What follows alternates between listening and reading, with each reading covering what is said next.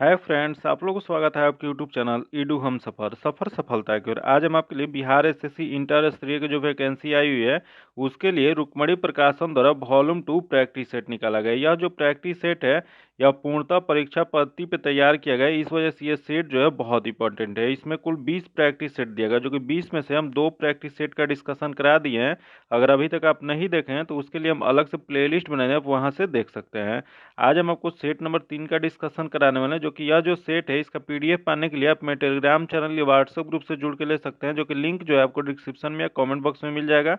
आइए देखते हैं सेट नंबर 3 का पहला क्वेश्चन क्या दिया गया। भारतीय पैरा एथलीट ने चीन के होंगसू में आयोजित एशियाई पैरा खेलों में कुल कितने स्वर्ण पदक जीतकर इतिहास रच दिया। तो बताना है इसमें कि स्वर्ण पदक कुल कितने जीते थे। तो स्वर्ण पदक जो जीते थे 29 जीते थे। इसका जो आंसर हो जाएगा डी नंबर हो जाएगा। वही क्वेश्चन ये पूछ देगा कि कुल कितने पदक जीते थे। तो कुल 111 पदक जीते थे, जो कि 111 में 29 स्वर्ण पदक था और जो 31 जो था वो रजत पदक था और 55 जो था कांस्य पदक था। तो टोटल कितने पदक जीते थे। तो 111 जीते थे। तो इसका जो आंसर हो जाएगा डी नंबर हो जाएगा। आगे देख लेते हैं क्वेश्चन दिए गए। भारतीय मूल की किस लेखिका को ब्रिटिश एकेडमी बुक प्राइज 2023 प्रदान किया गया है। तो यह जो प्रदान जो किया गया वो नंदिनी दास को किया गया। इसका जो आंसर हो जाएगा ए नंबर हो जाएगा। आगे देख लेते हैं जो कि क्वेश्चन दिया गया। यूनेस्को द्वारा अमूर्त संस्कृति विरासत की सूची में शामिल गरबा किस राज्य से है। तो ये गरबा जो है यह हो जाएगा गुजरात राज्य से। इसका जो आंसर हो जाएगा बी नंबर हो जाएगा, जो कि गरबा जो है गुजराती लोक नृत्य का एक रूप है जो 9 दिवसीय हिंदू त्योहार नवरात्रि के दौरान मनाया जाता है। आगे देख लेते हैं अगला क्वेश्चन दिया गया कि उत्तरी कोरिया और दक्षिण कोरिया को अलग करने वाली अंतर्राष्ट्रीय सीमा रेखा को किस नाम से जाना जाता है। बताना है आपको कि उत्तरी कोरिया और दक्षिणी कोरिया को जो सीमा रेखा अलग करता है उसे किस नाम से जाना जाता है। तो यह जो जाना जाता है सैन्य सीमांकन रेखा है। इसका जो आंसर हो जाएगा सी नंबर हो जाएगा, जो कि इसी को और किस नाम से जाना जाता है। तो इसी को 38वीं समानांतर रेखा भी कहा जाता है। अब वही यहाँ देगा रेड क्लिफ रेखा। रेड क्लिफ रेखा किसके किसके बीच है। तो रेड क्लिफ रेखा जो है भारत और पाकिस्तान के बीच में स्थित है। यहाँ देगा 49वां समानांतर रेखा। तो 49वीं समानांतर रेखा जो है यूएसए और कनाडा के बीच में है। इसका जो आंसर हो जाएगा सी नंबर हो जाएगा। आगे देख लेते हैं क्वेश्चन देगा भूटान की सीमा इनमें से किस भारतीय राज्य से जुड़ी नहीं है। बताना आपको इसमें से भूटान का जो कौन सा राज्य दिया गया है जो सीमा साझा नहीं करता है। तो देख लेते हैं दिया गया असम दिया गया, सिक्किम दिया गया, पश्चिम बंगाल दिया गया और उड़ीसा दिया गया है। तो इसमें जो सीमा साझा नहीं करता है वो उड़ीसा हो जाएगा। इसका जो आंसर हो जाएगा डी नंबर हो जाएगा। ये भूटान का किसके किसके साथ सीमा साझा होता है। तो भूटान जो होता है सिक्किम, असम, पश्चिम बंगाल और अरुणाचल प्रदेश के साथ सीमा साझा करता है। अगला क्वेश्चन देख लेते हैं जो कि दिया है किस देश भारतीय राज्य को प्राचीन समय में कामरूप के नाम से जाना जाता है। बताना है आपको कि कौन सा राज्य था जिसके प्राचीन नाम कामरूप था। तो यह कामरूप जो था यह असम राज्य को कहा जाता था। इसका जो आंसर हो जाएगा सी नंबर हो जाएगा। अगला क्वेश्चन देख लेते हैं दिया गया भारत के किस राज्य को लुढ़कती पहाड़ियों की भूमि के नाम से जाना जाता है। बताना है आपको कि कौन सा राज्य है जिसे लुढ़कती पहाड़ियों की भूमि के नाम से जाना जाता है। यह जो जाना जाता है वह मिजोरम को जाना जाता है। इसका जो आंसर हो जाएगा डी नंबर हो जाएगा। क्वेश्चन पूछ देगा कि लुढ़कती पहाड़ियों की भूमि किसे कहा जाता है। तो यह मिजोरम को कहा जाता है। वही क्वेश्चन पूछ देगा मिजोरम राज्य की स्थापना कब किया गया था। तो मिजोरम राज्य की स्थापना जो है फरवरी 1987 में किया गया था। वही 1972 ईस्वी में केंद्र शासित राज्य बनाने से पूर्व मिजोरम असम का भाग था। क्वेश्चन पूछ देगा कि मिजोरम किससे अलग हुआ। तो यह असम से अलग होकर ये मिजोरम राज्य की स्थापना किया गया था। इसका जो आंसर हो जाएगा डी नंबर हो जाएगा। आगे देख लेते हैं विद्या पिलाई किस खेल से संबंधित है। तो इनका जो संबंध जो है यह स्कूनर से है। इसका जो आंसर हो जाएगा ए नंबर हो जाएगा, स्नूकर हो जाएगा। आगे देख लेते हैं दिया गया मंगल ऑर्बिटल मिशन MOM मंगलयान को किस वर्ष में प्रक्षेपित किया गया था। तो यह जो प्रक्षेपित जो किया गया था यह 2013 में किया गया था। इसका जो आंसर हो जाएगा बी नंबर हो जाएगा, जो कि यह भारत का प्रथम मंगल अभियान था, जो कि यह भारतीय अंतरिक्ष अनुसंधान संगठन की परियोजना थी। जो कि यह मंगलयान जो था मंगलयान आंध्र प्रदेश के श्रीहरिकोटा स्थित सतीश धवन अंतरिक्ष केंद्र से ध्रुवीय उपग्रह प्रक्षेपण यान PSLV C-25 के द्वारा प्रक्षेपित किया गया था।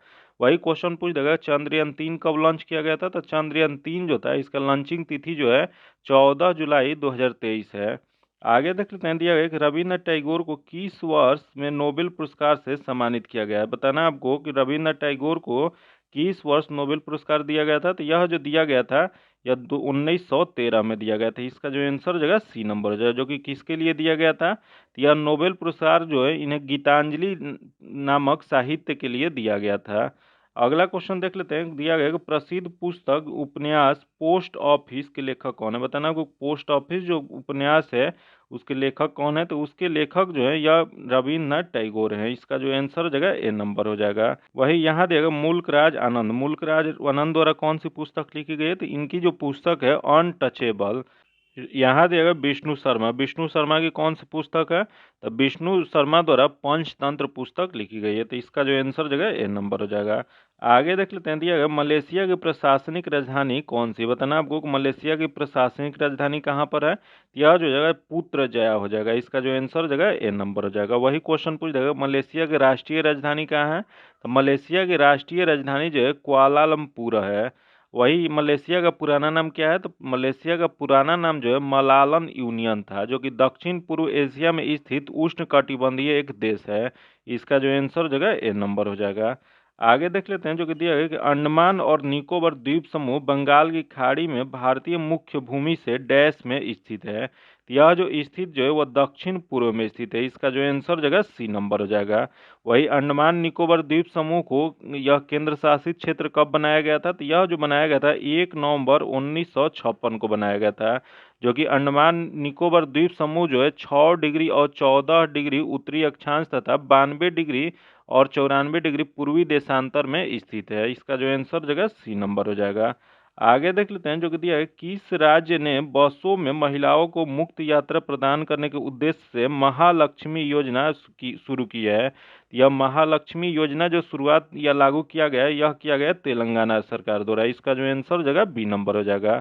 आगे देख लेते हैं। जो कि क्वेश्चन दिया है केंद्रीय अप्रत्यक्ष कर और सीमा शुल्क बोर्ड सीबीआईसी ने भारत और किस देश के बीच electronic originating data exchange system launch किया गया है? तो यह जो लॉन्च जो किया गया है वह कोरिया के द्वारा है। इसका जो आंसर हो जाएगा बी नंबर हो जाएगा।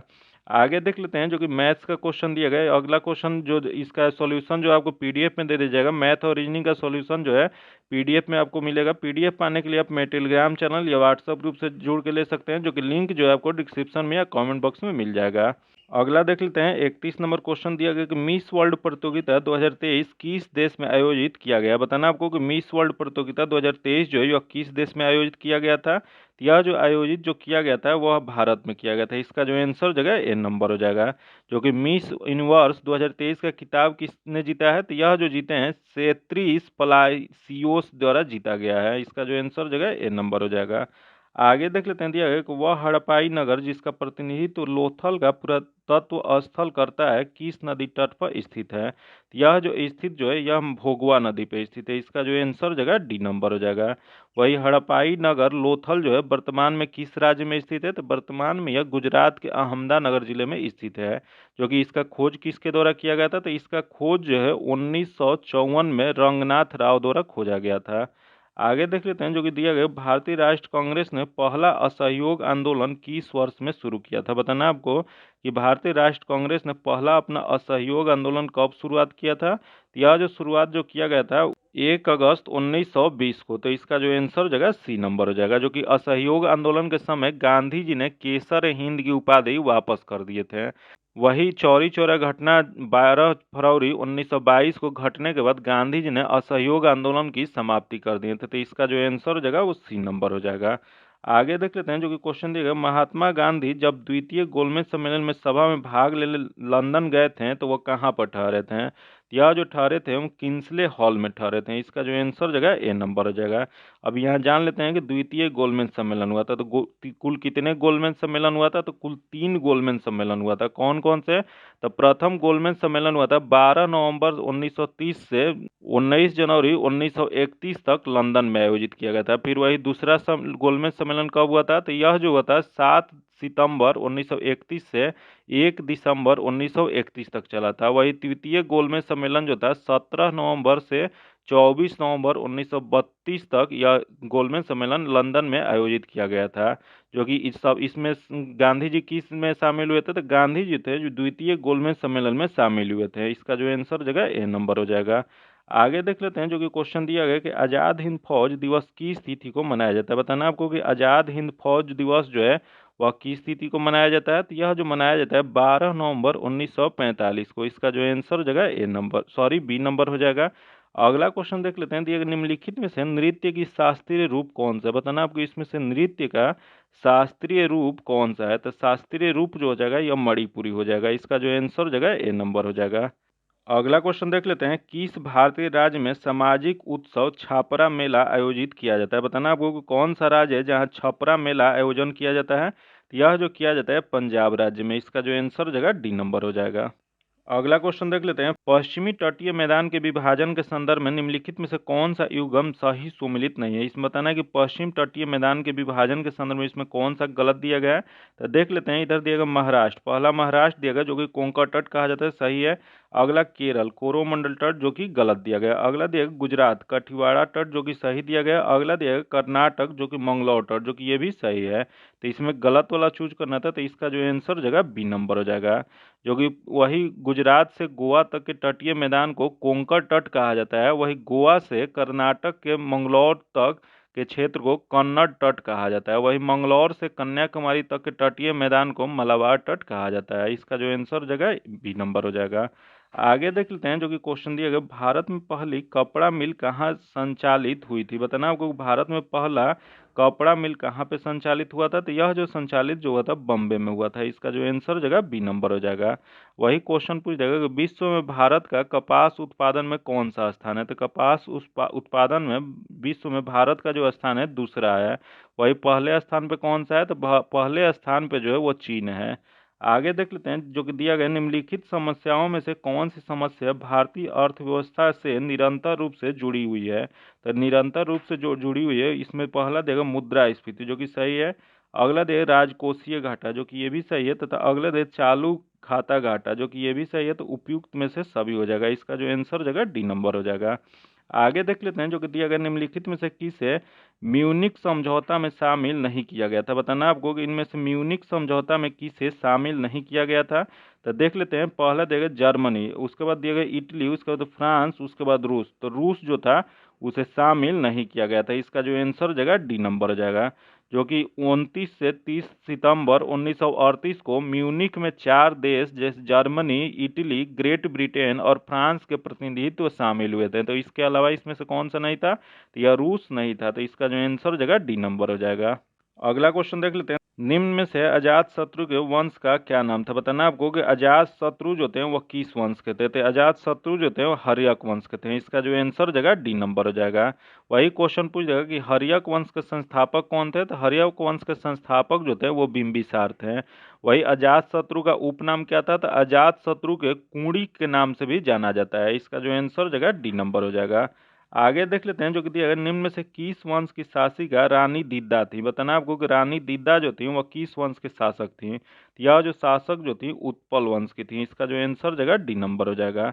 आगे देख लेते हैं, क्वेश्चन दिया गया, भारतीय उपमहाद्वीप में लौह का सर्वप्रथम साहित्य संदर्भ किसमें मिला है। तो यह जो मिलता जो है यह हो जाएगा आपको यजुर्वेद से मिलता है। इसका जो आंसर हो जाएगा बी नंबर हो जाएगा। जो कि यजुर्वेद को कर्मकांडीय वेद भी कहा जाता है। वही यजुर्वेद जो है यह पौध और गद्य दोनों शैली में लिखा गया है।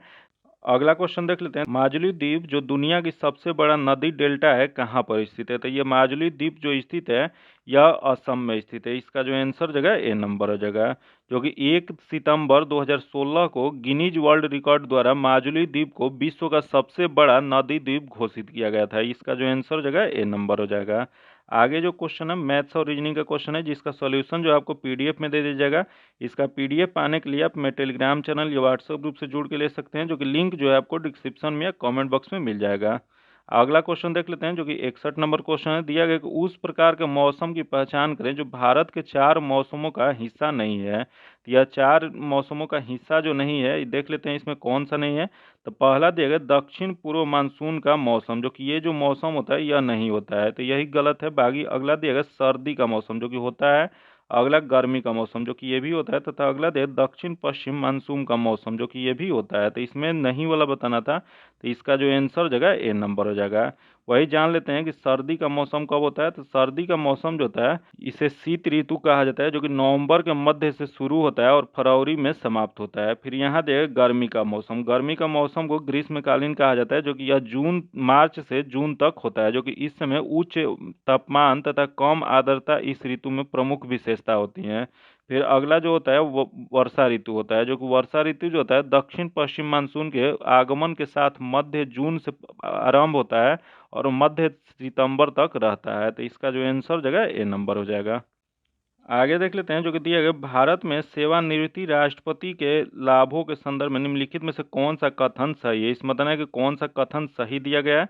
तो देख लेते हैं इसमें कौन सा कथन सही दिया गया। तो पहला जो दिया गया है, भारत के पूर्व राष्ट्रपति भी 2.5 लाख की मासिक पेंशन की हकदार होंगे, जो कि ये सही दिया गया है। अगला जो दिया गया है, वे एक निजी सचिव, एक निजी सहायक, एक अतिरिक्त निजी सचिव, 2 चपरासी और प्रति वर्ष 1 लाख तक के कार्यालय व्यय सहित एक सचिवी स्टाफ के हकदार होते हैं, जो कि ये भी सही दिया गया है। फिर अगला दिया गया कि वे रेल, हवाई और स्टीमर द्वारा एक व्यक्ति के साथ भारत में कहीं भी उच्च श्रेणी की निःशुल्क यात्रा के लिए हकदार होंगे, जो कि ये भी सही दिया गया है। तो इसमें तीनों सही है, तो इसका जो सही जो हो जाएगा 1, 2, 3 हो जाएगा, जो कि किस में दिया गया, तो ए में दिया गया। इसका आंसर ए नंबर हो जाएगा। आगे देख लेते हैं, दिया गया निम्न में से किसके द्वारा महाधिवक्ता की नियुक्ति की जाती है। बताना आपको महाधिवक्ता की नियुक्ति किसके द्वारा किया जाता है। यह जो किया जाता है वो राज्यपाल द्वारा किया जाता है। इसका जो आंसर हो जाएगा बी नंबर हो जाएगा, जो कि किस अनुच्छेद के तहत किया जाता है। यह जो किया जाता है अनुच्छेद 165 के अंतर्गत किया जाता है, जो कि महाधिवक्ता बनने हेतु वही योग्यता होनी चाहिए जो उच्च न्यायालय के न्यायाधीशों के निर्धारित है। वही संविधान में महाधिवक्ता के कार्यकाल का कोई निश्चित समय निर्धारित नहीं किया गया, जबकि ये राज्यपाल के प्रसाद पर्यंत बने रहते हैं, जो कि इनका वेतन भत्ता का निर्धारण जो होता है राज्यपाल द्वारा किया जाता है। वही महाधिवक्ता जो होते हैं राज्य सरकार के प्रमुख कानूनी सलाहकार होते हैं। अगला क्वेश्चन देख लेते हैं, संविधान प्रारूप समिति के समक्ष प्रस्तावना का प्रस्ताव किसने रखा था। तो यह जो प्रस्तावना का प्रस्ताव जो रखा गया था वह जवाहरलाल नेहरू द्वारा रखा गया था। इसका जो आंसर जगह ए नंबर हो जाएगा। वही संविधान का प्रारंभिक मॉडल या प्रारूप जो है वह किसके द्वारा तैयार किया गया था। तो यह जो किया गया था BN राव द्वारा तैयार किया गया था, जो कि जवाहरलाल नेहरू ने संविधान प्रारूप समिति के समक्ष प्रस्तावना का प्रस्ताव जो है यह 13 दिसंबर 1946 को प्रस्तुत किए थे। वही प्रारूप समिति के अध्यक्ष कौन बने थे। तो प्रारूप समिति के अध्यक्ष जो थे भीमराव अम्बेडकर बने थे। आगे देख लेते हैं, दिया गया है, बिहार सोशलिस्ट पार्टी का गठन कब हुआ था। बताना आपको कि बिहार सोशलिस्ट पार्टी का गठन कब किया गया था। यह जो किया गया था 1931 में किया गया था। इसका जो आंसर जगह ए नंबर हो जाएगा। आगे देख लेते हैं, जो कि पाकिस्तान की पहली महिला प्रधानमंत्री कौन थी। बताना आपको कि पाकिस्तान की पहली प्रधानमंत्री महिला कौन बनी थी। यह जो बनी थी बेनजीर भुट्टो बनी थी। इसका जो आंसर जगह ए नंबर हो जाएगा। वही क्वेश्चन पूछ देगा कि भारत की पहली महिला प्रधानमंत्री कौन बनी थी। यह जो बनी थी इंदिरा गांधी बनी थी। वही क्वेश्चन ये भी पूछ सकता है कि दुनिया की पहली महिला प्रधानमंत्री कौन बनी थी। तो दुनिया की पहली महिला प्रधानमंत्री जो है सिरिमाओ भंडारनायकर हैं, जो कि कहाँ की बनी थी। यह जो बनी थी वह श्रीलंका की बनी थी। आगे देख लेते हैं, जो कि दिया गया म्यांमार कब आज़ाद हुआ था। बताना आपको कि म्यांमार की आज़ादी कब मिली थी। तो यह जो मिला था 4 जनवरी 1948 को मिला था। इसका जो आंसर जगह बी नंबर हो जाएगा, जो कि यही क्वेश्चन पूछ जाएगा कि म्यांमार जो है जिसका पुराना नाम बर्मा है वो भारत से कब अलग हुआ था। तो यह भारत से जो है भारत सरकार अधिनियम 1935 से बर्मा को भारत से अलग कर दिया गया था। तो इसका जो आंसर जगह बी नंबर हो जाएगा। आगे देख लेते हैं, दिया है रूस की मुद्रा का नाम क्या है। बताना आपको कि रूस की मुद्रा के किस नाम से जाना जाता है। यह जो जाना जाता है रूबल के नाम से। इसका जो आंसर जगह सी नंबर हो जाएगा। वही क्वेश्चन ये भी पूछ सकता है कि रूस का राजधानी कहाँ है। तो रूस की राजधानी जो है मास्को है। वही जो राजधानी मास्को है वह किस नदी के किनारे है। तो यह जो है मास्कोवा नदी के किनारे स्थित है। इसका जो आंसर जगह सी नंबर हो जाएगा। आगे देख लेते हैं, हिंदी किस लिपि में लिखी जाती है। बताना आपको कि हिंदी जो है वह किस लिपि में लिखी जाती है। तो यह जो लिखा जाता है वह देवनागरी लिपि में लिखा जाता है। इसका जो आंसर जगह ए नंबर हो जाएगा। आगे देख लेते हैं, जो कि क्वेश्चन है, किस पंचवर्षीय योजना के समय भारत में पंचायती राज व्यवस्था को प्रथम बार लाया गया था। बताना आपको कि कौन से पंचवर्षीय योजना था जिस समय पहली बार भारत में पंचायती राज व्यवस्था को लाया गया था। यह जो लाया गया था द्वितीय पंचवर्षीय योजना में लाया गया था, जो कि इसका जो आंसर जगह बी नंबर हो जाएगा, जो कि पहली बार ये भारत में पंचायती राज प्रणाली 2 अक्टूबर 1959 को जवाहरलाल नेहरू के द्वारा राजस्थान के नागौर में स्थापित की गई थी। इसका जो आंसर हो जाएगा बी नंबर हो जाएगा। इसका डेट याद रखिएगा क्योंकि डेट बहुत प्रसिद्ध है, 2 अक्टूबर 1959 में लाया गया था। आगे देख लेते हैं जो कि दिया गया, पंचायतों एवं नगरपालिकाओं के संबंध में भारतीय संविधान के किस वर्ष प्रावधान किया गया था। तो यह जो प्रावधान जो किया गया था 1993 में किया गया था। इसका जो आंसर हो जाएगा डी नंबर हो जाएगा। जो कि यह कौन से संवैधानिक संशोधन था, तो यह 73वें संवैधानिक संशोधन अधिनियम द्वारा 1993 में यह प्रावधान किया गया था। आगे देख लेते हैं जो कि दिया गया, पंचायती राज व्यवस्था का मूल उद्देश्य क्या सुनिश्चित करना था। बताना आपको कि पंचायती राज व्यवस्था जो है या मूल उद्देश्य क्या था, कि क्या इसका सुनिश्चित करना था। तो यह जो सुनिश्चित जो करना था, यह जो हो जाएगा, पहला देखिए विकास में जन भागीदारी जो कि करना था। अगला देखिए राजनीतिक जवाबदेही जो कि ये भी करना था। अगला है लोकतांत्रिक विकेंद्रीकरण जो कि ये भी था। अगला देखिए वित्तीय संग्रहण जो कि नहीं था। तो इसमें बताना है कि कौन सा सुनिश्चित करना है। तो ये 1 2 3 है, तो इसका आंसर जो हो जाएगा ए नंबर हो जाएगा। इसका सही आंसर ए नंबर हो जाएगा। अगला देख लेते हैं, दिया गया है देश में सर्वाधिक संवृद्धि दर प्राप्त की गई थी। तो यह सर्वाधिक जो किया गया था यह 10वीं योजना में किया गया था। इसका जो आंसर हो जाएगा बी नंबर हो जाएगा। जो कि 10वीं योजना में कितना प्रतिशत किया गया था, तो यह 7.6% किया गया था। आगे देख लेते हैं जो कि दिया गया, पांचवी पंचवर्षीय योजना का मूल उद्देश्य था। बताना आपको कि पांचवी पंचवर्षीय योजना का मूल उद्देश्य क्या था। तो यह पांचवी पंचवर्षीय योजना था, उसके मूल उद्देश्य गरीबी हटाओ था। इसका जो आंसर हो जाएगा ए नंबर हो जाएगा। जो कि इसी योजना के दौरान गरीबी हटाओ का नारा भी दिया गया था। आगे देख लेते हैं जो कि दिया गया, प्रधानमंत्री जन धन योजना के संदर्भ में निम्नलिखित कथनों पर विचार कीजिए। यहाँ जो कथन दिया गया इस पर विचार करना है। तो देख लेते हैं, पहला देखिए इसे वर्ष 2014 में शुरू किया गया था, जो कि सही दिया गया है। अगला देखिए इसके अंतर्गत लोगों की बैंक खाता खोलने के लिए प्रोत्साहित किया गया था, जो कि ये भी सही दिया गया है। अगला इसका उद्देश्य बचत को बढ़ावा देने के साथ सरकारी योजनाओं के अंतर्गत मिलने वाली लाभों तथा आर्थिक सहायता के सीधे खाताधारियों को हस्तांतरित करना था, जो कि ये भी सही दिया गया है। तो उपयुक्त में से कौन सा कथन सत्य है, मतलब इसमें बताना है कि कौन सा सही दिया गया। तो सभी इसका सही है, तो 1 2 3 हो जाएगा। जो कि यह क्या किस में दिया गया है, यह जो दिया गया है डी में दिया गया। इसका जो आंसर हो जाएगा डी नंबर हो जाएगा। अगला देख लेते हैं जो कि दिया गया, नीचे 4 शब्द दिए गए हैं जिनमें से 3 किसी जो कि रीजनिंग का क्वेश्चन है।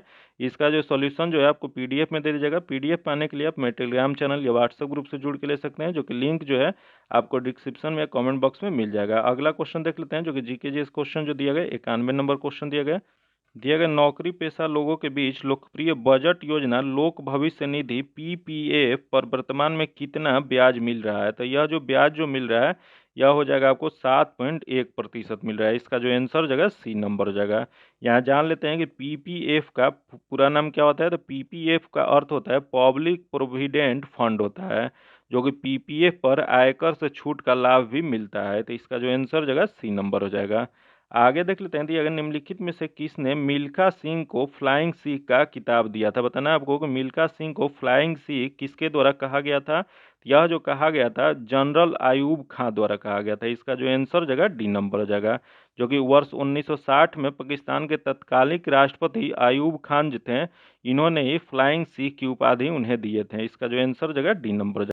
वही क्वेश्चन पूछ सकता है कि मिल्खा सिंह की आत्मकथा के क्या नाम है। तो मिल्खा सिंह का जो आत्मकथा है उसे जाना जाता है the race of my life. The race of my life किसकी आत्मकथा है, तो यह मिल्खा सिंह का है। इसका जो आंसर हो जाएगा डी नंबर हो जाएगा। आगे देख लेते हैं, दिया गया कि 1978 से 79 में से ग्रामीण विकास का एक व्यापक कार्यक्रम प्रारंभ किया गया था, जिसका उद्देश्य ग्रामीण बेरोजगारी कम करना था। इस योजना का नाम क्या था। तो इस योजना का नाम जो था सामूहिक ग्रामीण विकास कार्यक्रम था। इसका जो आंसर जगह बी नंबर हो जाएगा। आगे देख लेते हैं जो कि भारत में गरीबी अनुमानों का आधार है। बताना आपको भारत में गरीबी अनुमानों का आधार और क्या है। तो इसका आधार जो है वह परिवार का उपयोग व्यय। इसका जो आंसर जगह सी नंबर हो जाएगा। आगे देख लेते हैं, भारत में किस पंचवर्षीय योजना के अंतर्गत समाजवादी सिद्धांतों का अपनाया गया था। तो यह समाजवादी सिद्धांतों को अपनाया जो गया था यह द्वितीय पंचवर्षीय योजना के अंतर्गत अपनाया गया था। इसका जो आंसर जगह बी नंबर हो जाएगा। जो कि यह द्वितीय पंचवर्षीय योजना किस मॉडल पर आधारित था। तो यह जो था महालनोबिस मॉडल पर आधारित था। इसका जो आंसर जगह बी नंबर हो जाएगा।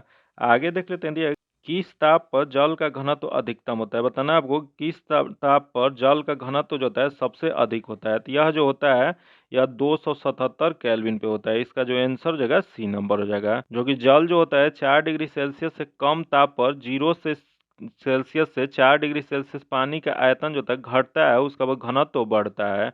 वही 4 डिग्री सेल्सियस पर जल का घनत्व महत्तम और आयतन जो होता है निम्नतम होता है। इसका जो आंसर हो जाएगा वो सी नंबर हो जाएगा। आगे देख लेते हैं जो कि दिया गया, दो कण कुछ दूरी पर रखें, यदि दोनों कणों के द्रव्यमान दोगुना कर दिए जाएं तथा इनके बीच की दूरी अपरिवर्तित रखें तो इसके बीच का गुरुत्वाकर्षण बल क्या होगा। तो इसका गुरुत्वाकर्षण बल जो हो जाएगा 4 गुना हो जाएगा। इसका जो आंसर हो जाएगा बी नंबर हो जाएगा। आगे देख लेते हैं जो कि क्वेश्चन दिया गया, दो समानांतर धारावाही तार जिनमें एक ही दिशा में विद्युत धारा प्रवाहित हो रही है एक दूसरे को आकर्षित करते हैं, इसका कारण क्या है। तो इसका कारण जो है उनके बीच चुंबकीय बल हो जाएगा। इसका जो आंसर हो जाएगा डी नंबर हो जाएगा। आगे देख लेते हैं, दिया गया जीव जो अधिक दूर के संबंधी हैं उनके डीएनए में अधिक अंतर होगा, यह विचार का आधार पर निर्मित दृष्टिकोण का क्या कहा जाता है। यह जो कहा जाता है वह आणविक जाति वृत्ति कहा जाता है। इसका जो आंसर हो जाएगा ए नंबर हो जाएगा। आगे देख लेते हैं, अधिवृक्क ग्रंथि मानव शरीर के किस अंग में स्थित होता है। बताना आपको अधिवृक्क ग्रंथि जो होता है मानव शरीर में कहाँ पर स्थित होता है। यह जो होता है वृक्क में होता है। इसका जो आंसर हो जाएगा डी नंबर हो जाएगा। वही अधिवृक्क ग्रंथि से निकलने वाले हार्मोन को लड़ो और उड़ो हार्मोन कहा जाता है। आगे देख लेते हैं, दिया गया दाद किस प्रकार की बीमारी है। बताना आपको दाद रिंग वार्म जो रोग है वह किस प्रकार की बीमारी है। यह जो बीमारी जो है कवकीय है, फंगल डिजीज है। इसका जो आंसर हो जाएगा बी नंबर हो जाएगा। अगला क्वेश्चन देख लेते, साधारण नमक का रासायनिक नाम निम्नलिखित में से क्या है। बताना आपको साधारण नमक का रासायनिक नाम क्या होता है। तो इसका रासायनिक नाम जो होता है सोडियम क्लोराइड होता है। इसका जो आंसर हो जाएगा सी नंबर हो जाएगा। जो कि इसका रासायनिक सूत्र क्या होता है, तो इसका रासायनिक सूत्र हो जाए NaCl होता है।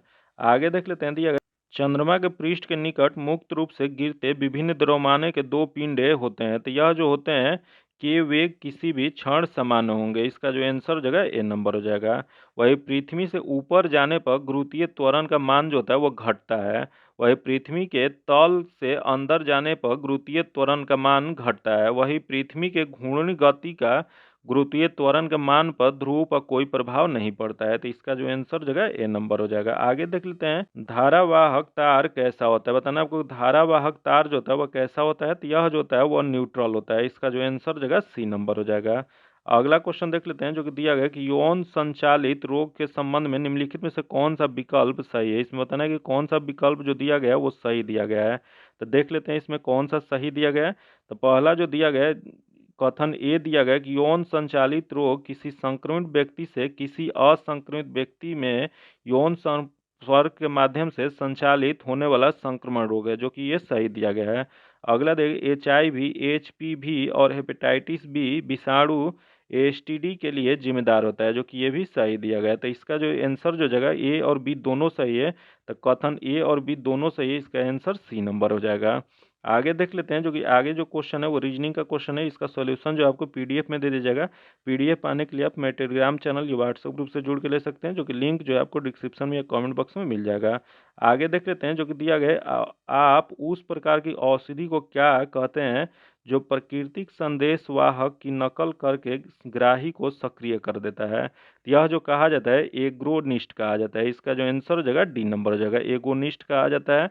आगे देख लेते हैं, जो कि दिया गया अपस्मार मिर्गी रोग जो होता है उससे शरीर को कौन सा अंग प्रभावित होता है। तो यह जो प्रभावित जो होता है वो मस्तिष्क होता है। इसका जो आंसर जगह ए नंबर हो जाएगा। वही क्वेश्चन पूछ जाएगा कि मनुष्य के मस्तिष्क का वजन कितना होता है। तो मनुष्य का मस्तिष्क का वजन जो होता है 1400 ग्राम का होता है। अगला क्वेश्चन देख लेते हैं, दिया गया DNA के एकल क्षारक युग्म के परिवर्तन को कहते हैं। बताना आपको कि DNA के एकल क्षारक युग्म के परिवर्तन को क्या कहा जाता है। तो यह जो कहा जाता है बकवास उत्परिवर्तन कहा जाता है। इसका जो आंसर जगह सी नंबर हो जाएगा। आगे देख लेते हैं, इनमें से किस तत्व का घनत्व अधिकतम होता है। बताना इसमें से कौन सा तत्व है जिसका घनत्व जो होता है सबसे अधिक होता है। तो यह जो होता है ओस्मियम हो जाएगा। इसका जो आंसर जगह सी नंबर हो जाएगा, जो कि ओस्मियम का घनत्व कितना होता है। यह जो होता है 22.59 ग्राम पर सेंटीमीटर क्यूब होता है। आगे देख लेते हैं, जो कि निम्नलिखित में से कौन सा 1857 में खोजा गया पहला बी विटामिन था। तो यह बी विटामिन पहला जो खोजा गया था यह थाइमीन था। इसका जो आंसर जगह डी नंबर हो जाएगा। जो कि थाइमीन किसका रासायनिक नाम है। तो थाइमीन जो है विटामिन B1 का है। जो कि यही क्वेश्चन पूछ जाएगा कि थाइमीन की कमी से कौन कौन सा रोग होता है। तो थाइमीन की कमी से बेरी बेरी रोग होता है। वही विटामिन B2 को किस नाम से जाना जाता है। तो विटामिन B2 का रासायनिक नाम जो होता है राइबोफ्लोविन होता है। वही विटामिन बी 7 का रासायनिक नाम क्या होता है? तो विटामिन बी 7 का रासायनिक नाम जो होता है बायोटीन होता है। वही क्वेश्चन पूछ देगा कि बी 9 का रासायनिक नाम क्या होता है? तो विटामिन बी 9 का रासायनिक नाम जो होता है फॉलिक एसिड होता है। तो इसका जो आंसर हो जाएगा डी नंबर हो जाएगा।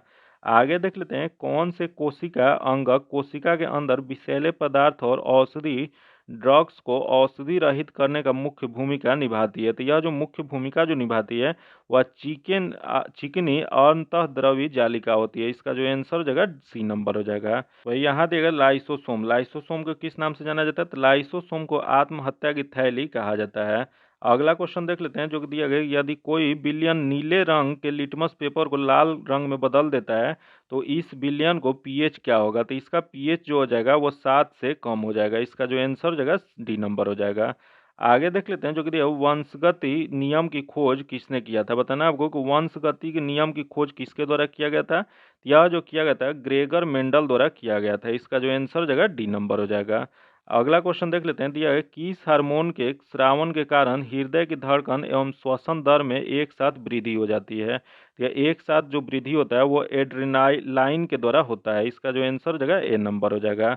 वही यहाँ देगा थायरॉक्सिन। थायरॉक्सिन क्या होता है? तो थायरॉक्सिन को मेटाबॉलिज्म नियंत्रण हार्मोन कहा जाता है। वही क्वेश्चन पूछ देगा कि एल्डोस्टेरिन लवण क्या होता है? तो यह जो होता है प्रतिरोधक हार्मोन होता है। तो इसका जो आंसर हो जाएगा ए नंबर हो जाएगा। आगे देख लेते हैं, दिया गया निम्नलिखित में से कौन से पदार्थ ऊर्ध्वपातन की प्रक्रिया से गुजरता है? बताना इसमें से कौन सा पदार्थ है जो ऊर्ध्वपातन की प्रक्रिया से गुजर सकता है? तो यह जो हो जाएगा, इसका जो सही जो आंसर हो जाएगा वो आयोडीन हो जाएगा। इसका जो आंसर हो जाएगा सी नंबर हो जाएगा। आयोडीन हुआ, कपूर हुआ और नेफ्थलीन हुआ, ये सब जो है ऊर्ध्वपातन प्रक्रिया से सीधा गुजर जाता है। ऊर्ध्वपातन प्रक्रिया ऐसा होता है जो कि सॉलिड से सीधा गैस बनता है और उसी को ऊर्ध्वपातन प्रक्रिया कहते हैं। वो सॉलिड से लिक्विड फॉर्म में नहीं बनता है। तो इसका जो आंसर हो जाएगा सी नंबर हो जाएगा। आगे देख लेते हैं, मानवों में जैव प्रक्रिया का नियंत्रण और नियमय होता है। तो यह जो होता है यह तंत्रिका और अंतःस्रावी तंत्रों में होता है। इसका जो आंसर हो जाएगा डी नंबर हो जाएगा। आगे देख लेते हैं जो कि दिया गया अन्योन्य प्रेरकत्व का मात्रक है। तो इसका मात्रक जो हो जाएगा वो हेनरी हो जाएगा। इसका जो आंसर हो जाएगा सी नंबर हो जाएगा। आगे देख लेते हैं, दिए गए निम्न प्रजातियों में किस में एक परमाणु की ऑक्सीकरण संख्या +6 होगा? तो +6 जो हो जाएगा वो डी का होगा। इसका जो आंसर हो जाएगा डी नंबर हो जाएगा। यहाँ Cr दिया गया, O2 दिया गया और Cl2 दिया गया। तो इसमें Cr को निकालना है तो Cr को x मान लेंगे, उसके बाद यहाँ 2 से मल्टीप्लाई करेंगे O2, उसके बाद यहाँ 2 इस -1 हो जाएगा। तो इसको सॉल्व करने के बाद क्या आ जाएगा? 6 आ जाएगा, +6 आ जाएगा। इसका आंसर डी नंबर हो जाएगा। आगे देख लेते हैं जो कि दिया समुद्र तट के सहारे कोहरे का निर्माण का कारण क्या है? बताना आपको कि समुद्री तट के सहारे कोहरे का जो निर्माण होता है उसे किस नाम से जाना जाता है? तो यह जो होता है अभिवहन कहा जाता है। इसका जो आंसर जगह ए नंबर हो जाएगा। वही पृथ्वी का गर्म होना यह किसके कारण होता है? तो यह जो होता है सूर्य के विकिरण के कारण होता है।